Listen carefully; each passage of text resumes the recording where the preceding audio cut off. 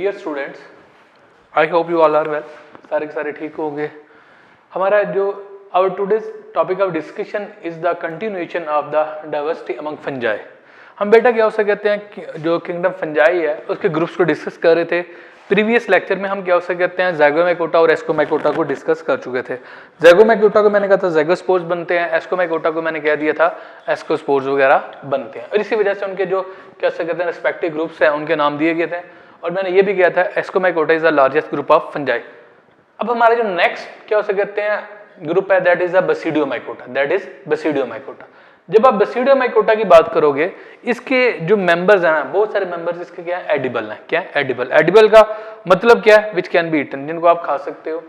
Next, तमाम के तमाम मशरूम भी एडिबल नहीं है। इनमें से कुछ क्या उसे कहते हैं पॉइजनस मशरूम है। क्या है? पॉइजनस मशरूम्स हैं, ब्रैकेट फंजी हैं, पफ बार, ये डिफरेंट क्या हो सकते हैं ग्रुप्स हैं जो किसके हैं बेसिडियोमाइकोटा के। लेकिन यहां पे एक वर्ड मैंने लिखा हुआ है नोटोरियस पैथोजन।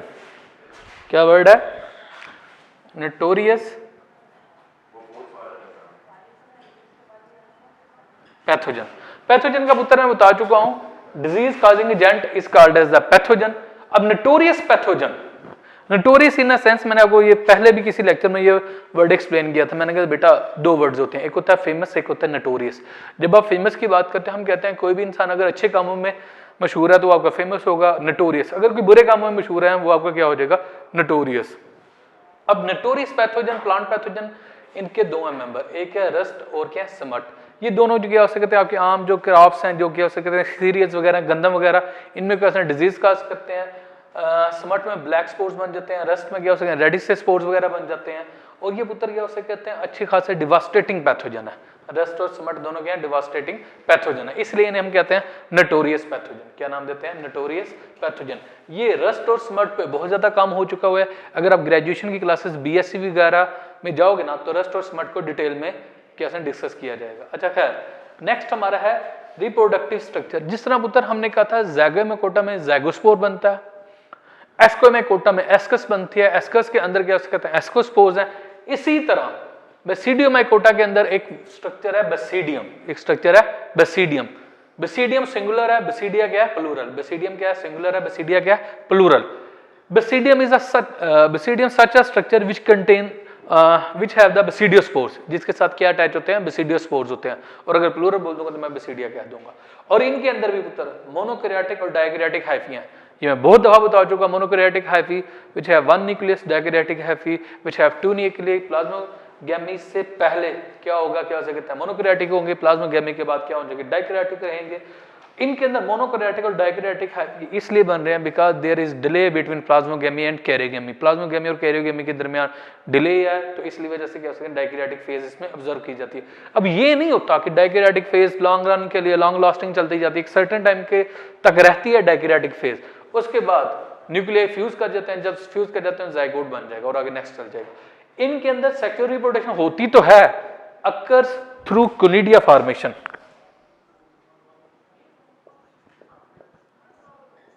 कोनिडिया फॉर्मेशन के थ्रू इनके अंदर क्या होता है सेक्सुअल रिप्रोडक्शन हो रही है, लेकिन नॉर्मली ये आमतौर पर क्या होता है सेक्सुअली रिप्रोड्यूस करते हैं, सेक्सुअली रिप्रोड्यूस करते हैं। ये मैंने एक जर्नल साइंस का क्या होता कहते हैं मेंबर है, उसका क्या होता कहते हैं लाइफ साइकिल स्केच किया हुआ है। इससे आपको काफी हद तक क्या होता कहते हैं समझ आ जाएगी। यहां पे देखो मैं यहां से स्टार्ट करता हूं। सपोज ये बेसिडियम है, ये एक स्ट्रक्चर है जिसके अंदर क्या है जाइगोट है। जाइगोट जारी बात आपको बनता है, zygote is found by the fusion of sperm with egg. वैसे तो हम ये कहते हैं स्पर्म और एग फ्यूज करेंगे तो जाइगोट बन जाएगा। यहां पे हम क्या कह देंगे, हम कहते हैं कि जो दो न्यूक्लियाई थे डायकैरियोटिक फेज में, वो दोनों न्यूक्लियाई जब फ्यूज कर देंगे ना तो क्या बन जाएगा जाइगोट बन जाएगा। अब जाइगोट के अंदर पुत्र क्या होगी मियासिस होगी। मियासिस के नतीजे में 4 सेल्स बनते हैं, उन्हें हम बेसिडियोस्पोर्स कहते हैं। क्या नाम देते हैं बेसिडियोस्पोर। और वही जो न्यूक्लियाई बनते हैं वो एज अ सेल या एज अ स्पोर, क्या ये देखो ये स्ट्रक्चर है जिसके क्या कहते हैं साथ ये स्पोर्स मौजूद हैं। This structure is called as a basidium and these are the basidiospores. और अगर गौर करो दो डिफरेंसेस हैं इनके एस्कोमैकोटा से। एस्कोमैकोटा में एस्कस था, यहाँ पे क्या है बेसिडियम। एस्कस साइक्लिक स्ट्रक्चर था, ये साइक्लिक स्ट्रक्चर है सच नहीं है, ये साइक्लिक स्ट्रक्चर नहीं है। और उसके अंदर 8 एस्कोस्पोर्स बने थे, यहाँ पे 4 बेसिडियोस्पोर्स बने हैं।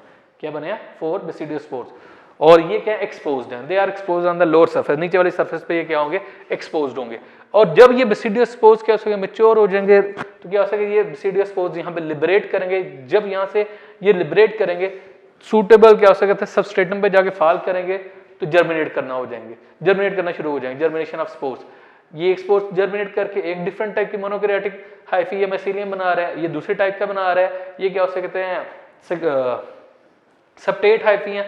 अब ये दोनों अपोजिट मेटिंग टाइप के हाइफी एक दूसरी तरफ ग्रो करेंगे जो एक दूसरे के क्या है कंपैटिबल है। जब ये ग्रो करते जाएंगे पहले उनकी साइटोप्लाज्मिक फ्यूजन होगी, जब पुत्र साइटोप्लाज्मिक फ्यूजन होगी इसे आप क्या नाम दे सकते हो,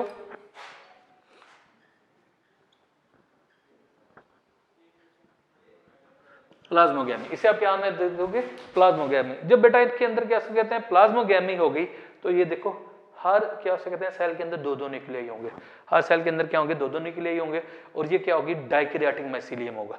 अब ये डाइकैरियोटिक माइसीलियम में ग्रो करता है, ग्रो करके एक ये आउटग्रोथ सी बना देता है, that is called as a button, that is called as a button. अब यही जो आउटग्रोथ बटन है ये ग्रो करता जाएगा, बड़ा होता जाएगा, ये दो पार्ट्स बनाएगा, एक इसकी स्टॉक होगी दूसरी इसकी कैप होगी। अब ये जो कैप है ना, ये जो कैप वाला पोर्शन है ये बेसिडियोकार्प है। मैं दोबारा बोल दूं, देखो एस्माइकोटा मैंने तीन वर्ड बोले थे, एस्कस, इकाई और एस्कोकार्प। एस्कस मैं कह रहा हूं cyclic structure which contain the ascospores, asci plural है एस्कस का, और मैंने कहा बहुत सारे स्काई मिलके क्या उसे कह देते हैं एस्कोकार्प बना देते हैं। Ascocarp is the fruiting body of Ascomycota. उसी तरह बेसिडियोमाइकोटा में तीन वर्ड बोलूंगा, बेसिडियम, बेसिडिया, बेसिडियोकार्प। दोबारा बोलता हूं basidium, basidia, basidiocarp. Basidium such a structure which will contain the basidiospores, while when you talk about the basidia aggregation of basidium is called as a basidia, और जो basidiocarp है वो fruiting body है। ये जो कैप है ये पुत्र क्या हो सकते हैं बेसिडियोकार्प है, इसकी लोअर सरफेस पे ये जो आपको लाइन सी नजर आ रही होंगी ये गिल्स होंगे जो सेंटर से लेके पेरिफेरी तक साइड तक क्या हो सकते हैं रन करें, इनकी सरफेस के ऊपर यही बेसिडिया होंगे जिसके अंदर बेसिडियम होगा जिसके अंदर दो न्यूक्लियाई होंगे जो डाइकैरियोटिक फेज है, ये दोनों फ्यूज करेंगे तो ज़ाइगोट बन जाएगा, फिर यही लाइफ साइकिल चलता जाएगा। ये इसके क्या हो सकते हैं सेक्सुअल फेज है, ये इसकी क्या है सेक्सुअल फेज। अब उधर इसमें देखो इसके अंदर बेसिडियम बन रहा है, बेसिडियम कंटेन द बेसिडियोस्पोर्स, इस वजह से हम क्या नाम देते हैं बेसिडियोमाइकोटा। और दोबारा बोल देता हूं जो डिफरेंस जो मेन डिफरेंस आ रहा है उसके अंदर एस्कस था, वो साइक्लिक स्ट्रक्चर था, वो क्या था साइक्लिक स्ट्रक्चर था, उसके अंदर स्पोर्स बन रहे थे एस्कोस्पोर्स। जाइगोट के अंदर मियासिस हुई थी तो 4 बने थे, उसके बाद माइटोसिस हुई तो 8 हो गए थे टोटल। यहां पे क्या हुआ है इस जाइगोट के अंदर क्या हो सकते हैं मियासिस हुई है तो 4 न्यूक्लियाई बन गए हैं विच बिहेव एज सेल्स और बाद में स्पोर्स में कन्वर्ट हो जाते हैं जिन्हें हम बेसिडियोस्पोर्स वगैरह भी कह देते हैं। और ये डिफरेंस याद रखना, इनमें ये जो होते हैं ना बेसिडियोस्पोर्स ये किसी स्ट्रक्चर के अंदर या साइक्लिक स्ट्रक्चर के अंदर इनक्लोज नहीं है, दे आर एक्सपोज, ये लोअर सरफेस पे एक्सपोज होंगे। ये क्या उससे कैप जैसे जैसे रैपन करते ओपन होती जाती है फिर वो क्या बेसिडियोस्पोर्स लिबरेट कर जाएंगे, स्प्रेड कर जाएंगे तो क्या सूटेबल सबस्ट्रेट में जाके फॉल करेंगे तो ग्रो कर जाएंगे। और उधर ये देखो जब मैंने ये लिखा है ना dikaryotic, dikaryotic mean having 2 nuclei 1n + 1n 1n + 1n, ये 2 न्यूक्लियाई, एक ये न्यूक्लियस दूसरा ये न्यूक्लियस। इस फेज में ये क्या हो सकता है डाइकैरियोटिक फेज है, ये क्या डाइकैरियोटिक फेज। यहां तक आपको मेरे ख्याल में डाइकैरियोटिक मोनोकैरियोटिक कह सकते हैं एग्जैक्ट क्लियर हो। और यहाँ पे एक वर्ड लिखा हुआ है एनुलस, क्या लिखा हुआ है एनुलस। ये पुत्र स्टॉक की जो नेक होती है ना ये जो कैप से नीचे वो आपका क्या है एनुलस, जिसके साथ ये गिल्स वगैरह आगे अटैच हो रहे होते हैं। ये इसके जनरल सी डायग्राम है। यहां तक आपका क्या आ गया था बेसिडियोमाइकोटा, बेसिडियोमाइकोटा से आगे नेक्स्ट पुत्र आपका क्या हो कहते हैं डिट्यूरोमाइकोटा, जो आपकी बुक में मेंशन नहीं है। मैं एक जनरल से बात कर देता हूं, जब आप डिट्यूरोमाइकोटा की बात करोगे ना तो पुत्र जो आपके डिट्यूरोमाइकोटा है ये इम्परफेक्ट फंजाई हम कहते हैं। बेसिकली ये एक कैरेक्टरिस्टिक ग्रुप नहीं है या स्पेशल यूनिक ग्रुप नहीं है। हम तमाम के तमाम फंजाई बेशक वो एस्कोमाइकोटा हो या क्या उसे कहते हैं एस्कोमाइकोट में से हो या बेसिडियोमाइकोट्स में से हो या जाइगोमाइकोट, जिसमें सेक्सुअल रिप्रोडक्शन ऑब्जर्व नहीं ना की जाती, हम उन्हें कंबाइन करके रख देते हैं किसमें डिट्यूरोमाइकोटा में।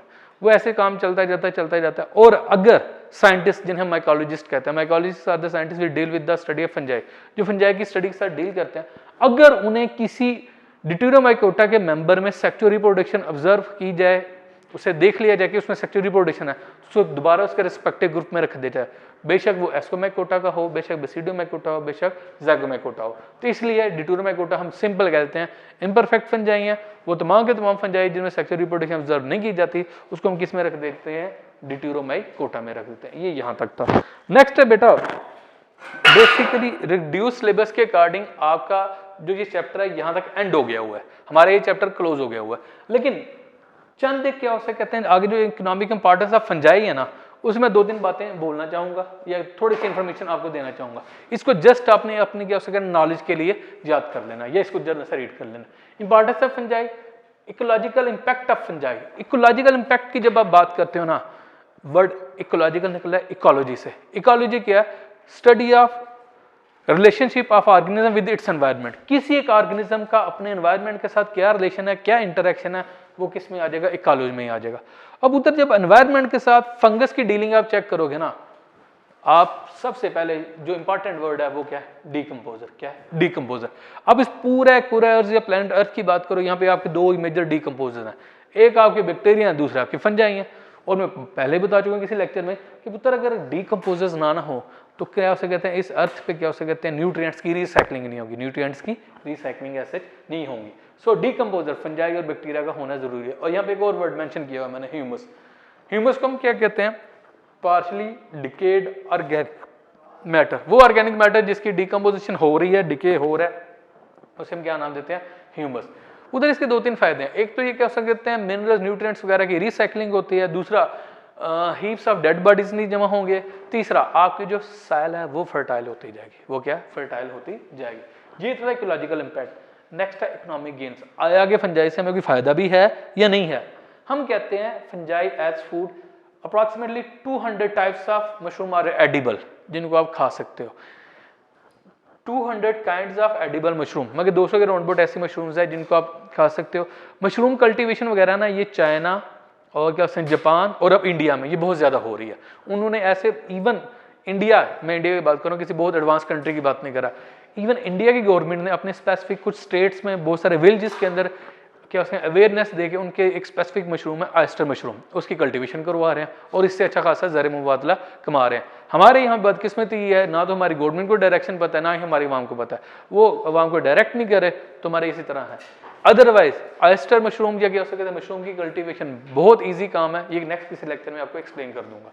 हम कहते हैं कि क्या हो सकता है 200 के राउंड बोर्ड क्या हो सकते हैं एडिबल है। लेकिन एक बात याद रखना, तमाम के तमाम मशरूम भी एडिबल नहीं होते। तमाम के तमाम मशरूम एडिबल, इनमें से कुछ पॉइजनस वगैरह भी होते हैं। अगर आप पंजाब बोर्ड की पिंडी बोर्ड की बुक को रीड करोगे ना, तो पुत्र वहाँ पे उन्होंने 3-4 नाम टोस्टोल वगैरह या क्या हो सकते हैं डेथ एंजल वगैरह नाम दिए हुए हैं, जो कैसे पॉइजनस मशरूम है, वो आपने देख लेना है वहाँ से।